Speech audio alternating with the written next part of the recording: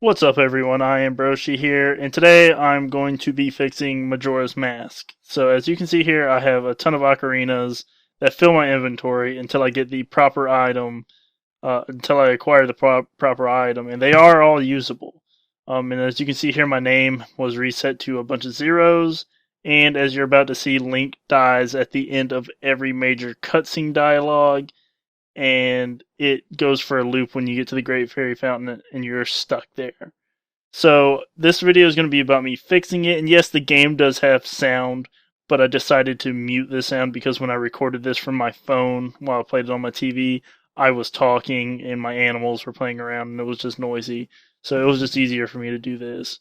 So this whole video, like I said, is just going to be about me fixing the game and restoring the cartridge. So basically, I bought this on eBay for about 20 something dollars, not too expensive. I thought that was a pretty good deal, but it wasn't working. So basically, what I had to do was figure it out, and not to mention it was missing the back half of the cartridge shell. So basically, I had to drop everything and fumble it all in my hands. No, what I had to do is I went ahead and took out the screws for this shielding right here. I had to figure out exactly what was going on with this, and it was a process. I learned a lot about these N64 cartridges and the way they work. So I'll show you exactly what I did. I didn't film me actually working on it because I wasn't too sure that I was actually going to get it working. And the more I learned, the more confident I became in getting it fixed. So without further ado, let's get right into this. So the first thing I did was I cleaned the contact or the pins right here, contacts, whatever you want to call them. And what I did was I took something called Brasso. I don't have it next to me right now. And basically all I did was I kind of just put a light film over it with a Q-tip, let it sit for a couple minutes, and then I took the dry end of the Q-tip and I just wiped it off. And then did that on both sides. And then I took some 2 Q-tips, some isopropyl alcohol, and I got the rest of it off because it will leave a slight film even if you wipe it off with a dry Q-tip. So the alcohol gets rid of all of it and make sure you don't fry anything when you put it back into the console. So after that didn't work, basically what I did was I checked all my soldering points. This one, like I said, I've already worked on this, and you might see some sloppy soldering. Sorry about that. But basically, I checked all these solder points right here, right here, right here, right here. You can see them. I checked all of them, and I didn't really notice anything bad. Put the cartridge back in, and I was still having the same exact issue. Where it was resetting my name to 0000000, like a million zeros, it seems like.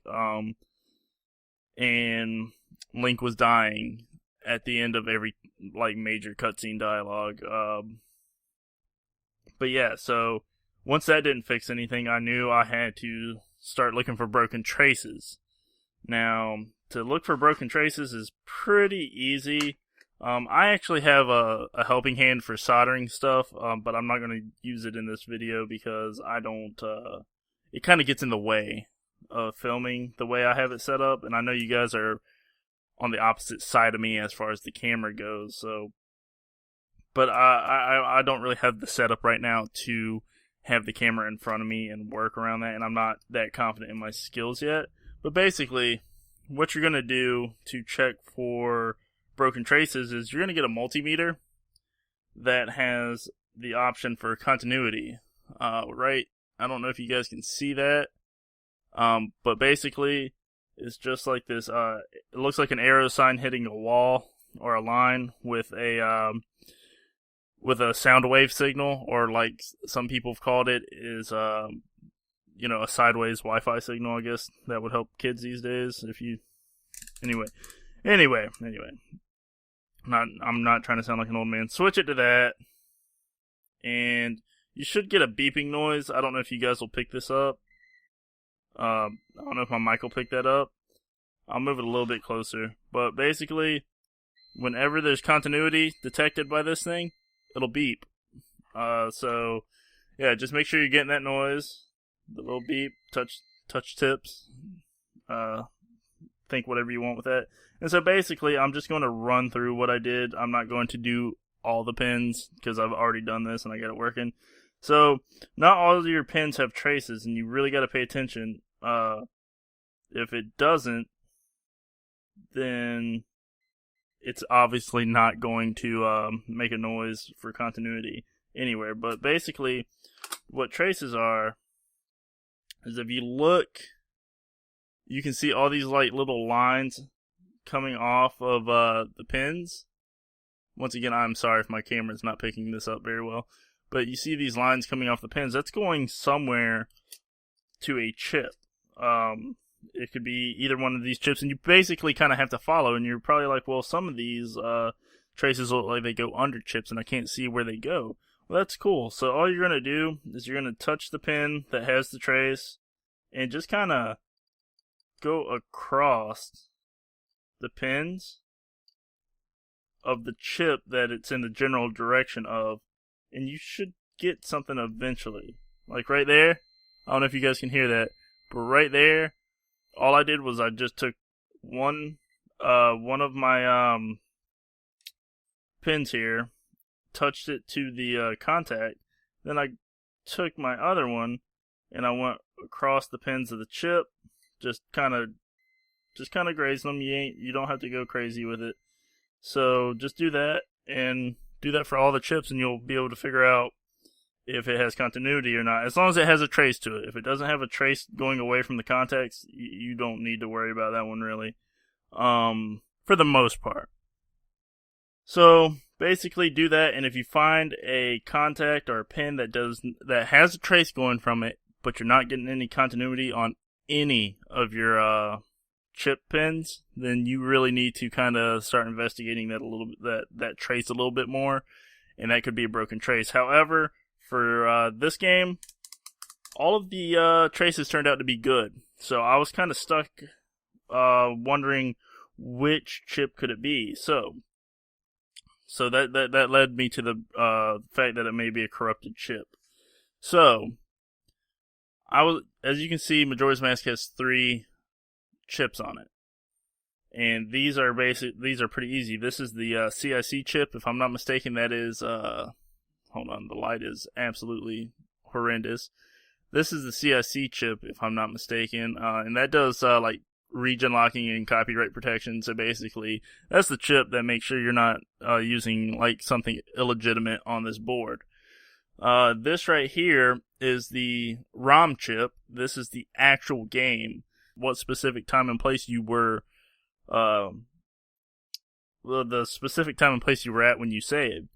So I was able to look at cart pinouts, and this stuff isn't as widely available as it could be, but I was able to find a cart pinout for the N64 game cartridges, and I happened to notice that the name changing, for me, my name changed partway through the game to 0000000, a bunch of zeros. And so basically, that was actually some kind of address or something within the EEPROM chip. I'm not exactly sure, but that pointed me in the direction of this. Obviously, if the ROM itself was corrupted, I think we would be having way bigger issues than what I was having. So, basically, this put me on a hunt. I had to find this exact chip. And this chip is the brand is MX, and the chip number is 29L1100KC-15B0. Now, you have to find this exact chip. You can't put another one in there unless it's like one of those really cool developer programmable ones. But basically, this was the chip I had to find. And I had a tough time kind of finding a decent list of games that shared this chip. And when I did, it was only about 8 of them, I think. And I'll put that list down in my description and probably briefly on screen. So that sent me out hunting around the local stores for that very chip. Now, I don't know if you can use that chip from a Japanese version of the game, but if you can, that's going to be your cheaper option there, is to find a Japanese version of a game and get it mailed to you. However, there was some hope, and I don't have the casing to it anymore, because I'm actually going to use the casing to restore the cartridge shell, and I kind of lucked out. So, as you can see here, this is actually the corrupted EEPROM chip. I took this chip off of Majora's Mask. This chip is no longer good. I'm going to get rid of it. However, for the sake of simplicity, I'm going to put it in here. This game is called NBA Courtside 2. It's one of the few games I could find that had the EEPROM chip. So basically, what I had to do was desolder this chip, and I had to just desolder the chip from both boards, basically, and swap them out. And when I did that, that actually fixed the problem. So it was indeed a corrupted EEPROM chip.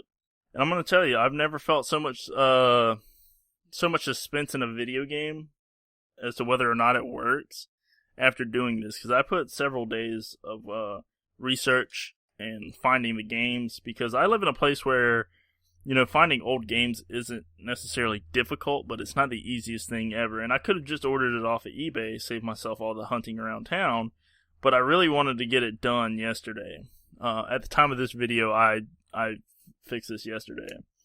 So I really wanted to get it done that day, and luckily I did. So when I booted the game up, it was amazing. And desoldering isn't too difficult if you have any bit of soldering skill at all. It's not that bad.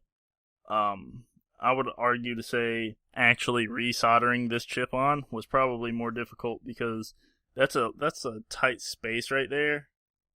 I don't know if you guys can see that very well, but that's a really tight space to be doing some soldering. And I was able to do it. So having the right tools and the right resources is very helpful in this. So if you guys have a game that is acting weird, kind of like the videos I showed earlier, the clips I showed earlier of what I was experiencing, then it's probably your EEPROM chip. However, it should be noted, and I don't think I have it on hand. Actually, I do. Here's another N64 game. This is Star Wars Rogue Squadron. Now, as you can see, it is smaller, and it's obviously not using the same chips. Okay, so here's your ROM chip. That's your game, the actual game files.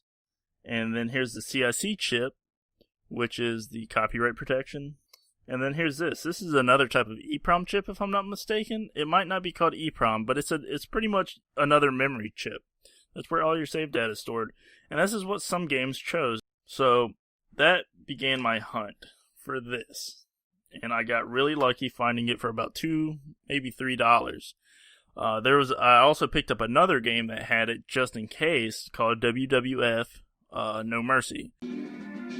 So Link did not die at the end of the beginning cutscene, which he dies at the end of every cutscene when the EEPROM chip is corrupted, or if the contacts aren't making contact, aren't communicating with the EEPROM chip. So replacing the EEPROM chips fixed the issue. As you can see, there are no ocarinas in my inventory, as there should not be anything in my inventory at this point in time.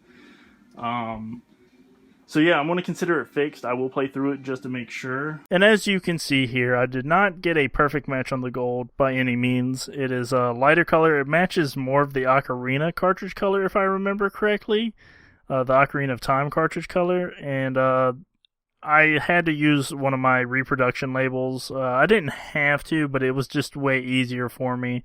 I'm hoping that one day I'll come across a Majora's Mask that is just completely beyond repair as far as the inside of it goes, and maybe I can just steal the back half off of that or something. Well, I don't hope that ever happens, because that means that's one less copy in circulation, but you understand what I mean. Those reproduction labels are really helpful, and if you look at the top right corner underneath where it says in US-USA/Canada, you can actually see where it says reproduction label, because they know people would use these to try to rip people off, saying this is, 100% this game, has the perfect label and everything, and that could affect the authenticity, obviously, and that could definitely be used to rip somebody off. But anyways, I hope you guys enjoyed this video. I hope this helped you out, and if you were having these issues and you found your way to this video somehow and this helped you, I'm glad. So thank you again for watching my video. Have a good day.